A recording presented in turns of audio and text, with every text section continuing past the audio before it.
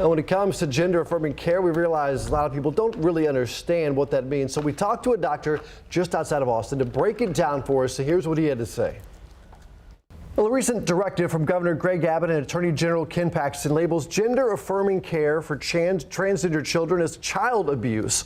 Now, we've heard that term, gender-affirming care, throughout the news cycle, but what does it really mean?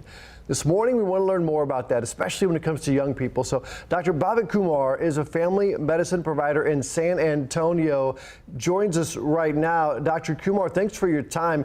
Can you talk a little bit about what does this mean, gender-affirming care?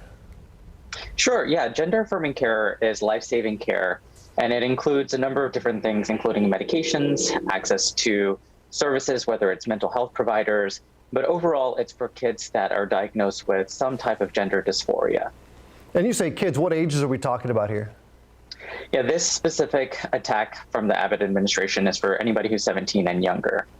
17 and younger. What are the normal age groups that you see on a daily basis or on average? Yeah, typically I see folks that are 18 and older, but it's not unheard of for folks seeing young folks as young as 3 or 4 years old. That doesn't mean people are starting medications or interventions at that age, but there may be some concern from a parent bringing them in and having a conversation about that. And you talked about it's not just always surgery or hormones. There are some other things as well. Talk about the other options besides the surgery and hormones. Yeah, sometimes it's just engaging in care and having that conversation, talking to a healthcare provider about what's going on at home, and engaging their caretakers, their parents, whoever else is at home, about what's normal, what's not normal, encouraging healthy behaviors, and normalizing things that they may be seeing at home, and having that conversation over time. A difficult conversation, I know, for moms and dads to talk to their kids and open up, but it's so important. Let's talk about one of the treatments there, hormones and hormone blockers. What is the difference between those two? Yeah, hormone blockers, or what we call puberty blockers, are typically medications that we use before puberty starts or very early in puberty. And really, it's a pause button on puberty. They're fully reversible, meaning once somebody stops taking those medications, puberty resumes as it would have. They're very safe. We've been using these medications for some time now. And the other class of hormones or medications called hormones are typically something we use for folks that have pretty much either completed puberty or close to finishing puberty, and they help people achieve secondary sex characteristics. And for hormones, there are some things that are reversible and some things that are not. So there's different conversation that goes with that.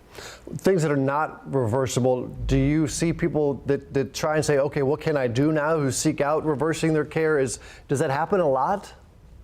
No, not at all. It's really rare that that happens. Of course, with anything, we have a conversation about the risks and benefits, alternatives, and people choose to move forward if that's the best thing for them. But it's very rare that anybody says, you know, I regret making my decision. Of course, that may happen, but it's super rare. And I read in one of your bios here that you say you grew up brown, gay, and marginalized in a small Texas town. So this is super important and personal to you. Yeah, absolutely. I grew up here, and I know what it's like to be marginalized, especially from folks that you would expect to be taking care of you, like the government. And so this is definitely personal, and you know, they're attacking children in this moment, and that's really difficult to sit with. Last real quick question. If there are moms and dads out there and kids who are struggling to have this conversation, what would you say to them? Because this is something it's hard to talk about. Yeah, it is hard. And I really feel for the parents, but definitely feel for the kids as well. And, you know, I think this is a moment for all of us to reach out, to connect, and to support one another. And I just want parents to know that, you know, as a physician, I'm doing all I can. And I think there's a lot of folks that are stepping up. But ultimately, folks have to do what's best for their kids and ensure that they're safe.